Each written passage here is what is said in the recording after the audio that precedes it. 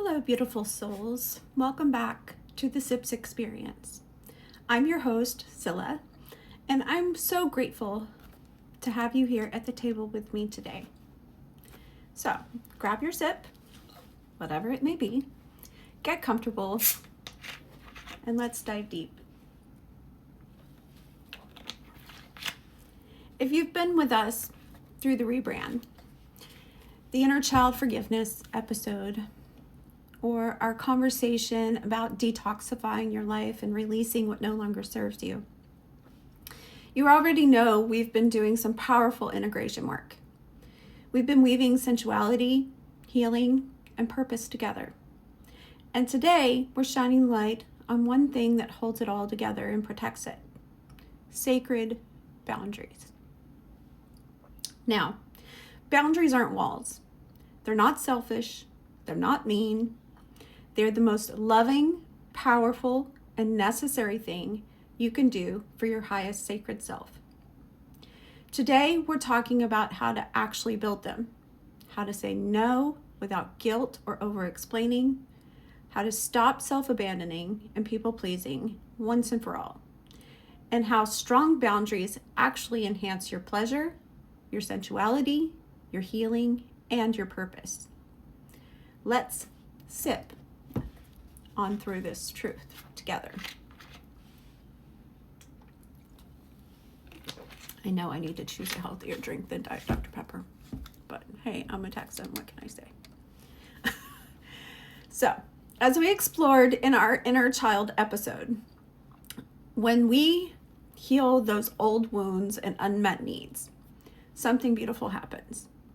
We naturally start craving and creating sacred boundaries because the little one inside you finally feels safe enough to say, this is okay, and this is not.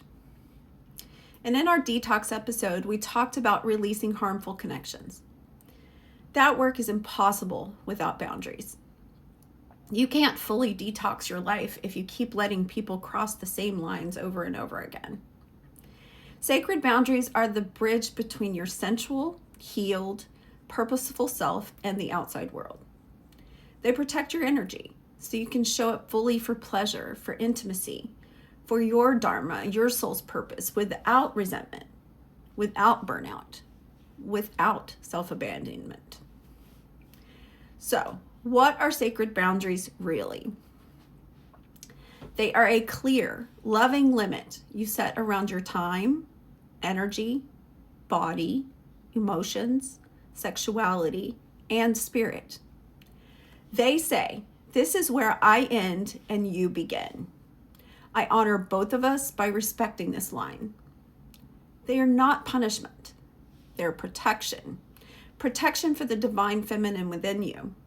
The part of you that wants to feel safe enough to open, receive, and express your full, sensual, sacred self. So here's some signs that your boundaries need strengthening. And, until recently, mine needed a lot. So be honest with yourself. 1, you feel resentful after saying yes. 2, you over-explain or apologize for having needs. That's the worst for me. 3, you feel drained, anxious, or small after certain interactions. 4, you say, it's fine, when it's really not. That's a bad one too for me. Your 5th one is you abandon your own plans, your desires, and your peace to keep others comfortable. 6, in intimate and sexual situations, you go along with things that don't feel fully aligned. Sound familiar? Does to me. You're not broken. You were probably taught that being nice and easy was the way to be loved. And we're going to rewrite that script today. So here is how to build some sacred boundaries and practical steps to do that. First of all, grab the journal if you printed it out from the Patreon bonus content. If not, grab some paper and a pen, and I'm going to give you these questions as well, and prompts in the show notes and in our bonus for these questions. Here we go. Where am I leaking energy right now? What situations or people leave me feeling depleted or resentful? What do I need to feel safe, respected, and at peace?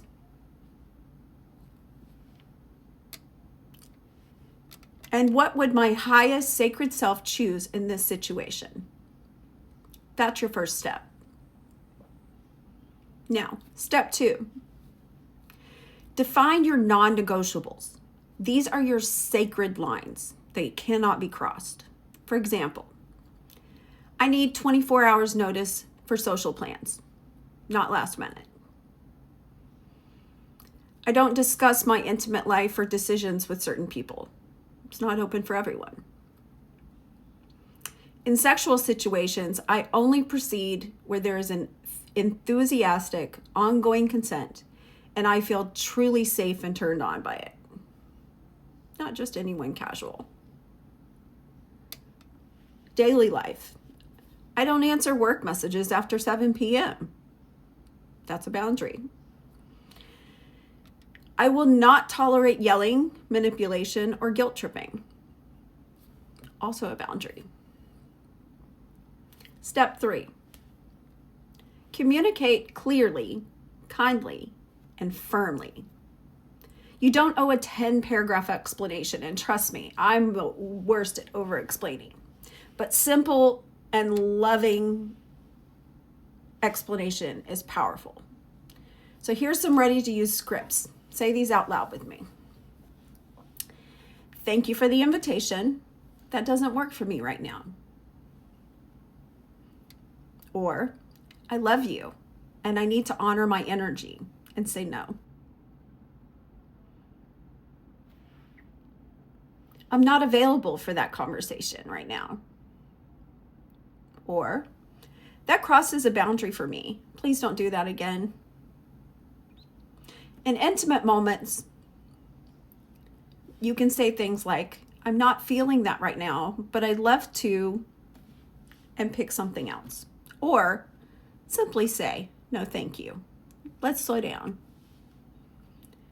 If you have pushy people around you, maybe you can say, I've already said no. I'm not going to discuss it further. Stand on your boundaries. Step 4, enforce with love and consistency. People will test your boundaries, especially the ones who benefited from you having none.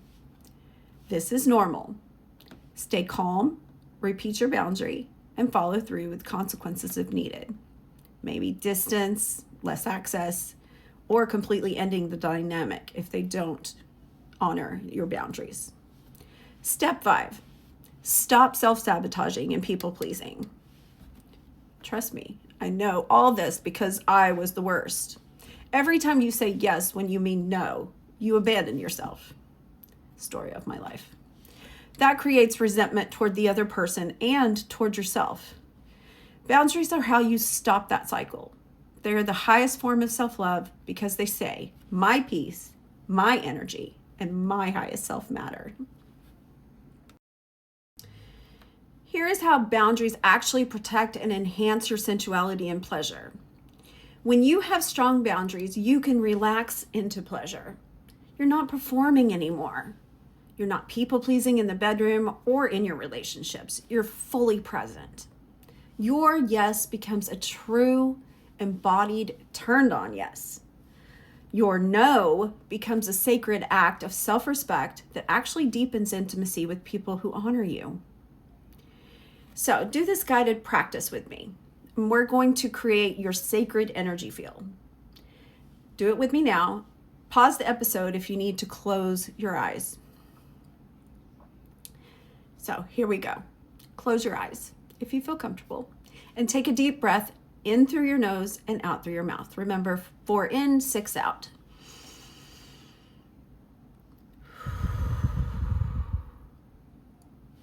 Now, imagine a beautiful, glowing sphere of light around your entire body. This is your sacred boundary field. This is made of your highest self energy, gold, rose, and deeply protected violet. See it expand a few feet around you. Only what is loving, respectful, and aligned can enter your field. Anything else gently bounces off or transforms. Now, say this silently, or you can say it out loud. I honor my sacred boundaries. I protect my peace. I choose what enters my energy field, and I am safe to be fully me. Breathe that in. Feel it in your whole body. Open your eyes when you're ready. You can return to this visualization anytime. Beautiful souls, boundaries are not a bad thing.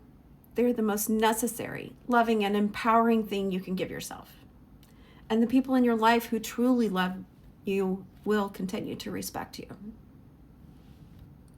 You're protecting your highest sacred self, the part of you that came here to experience that pleasure, to heal, to live in your purpose, and to love deeply without losing yourself. You deserve relationships and experiences that are safe, nourishing, and expansive. And you get to create that by honoring your own lines. So, thank you for sipping with me today.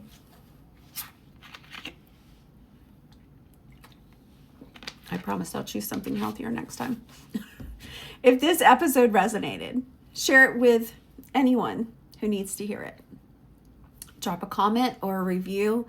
I do read every single one. And remember, come for the sips, stay for the secrets, the self-love, and the sacred purpose.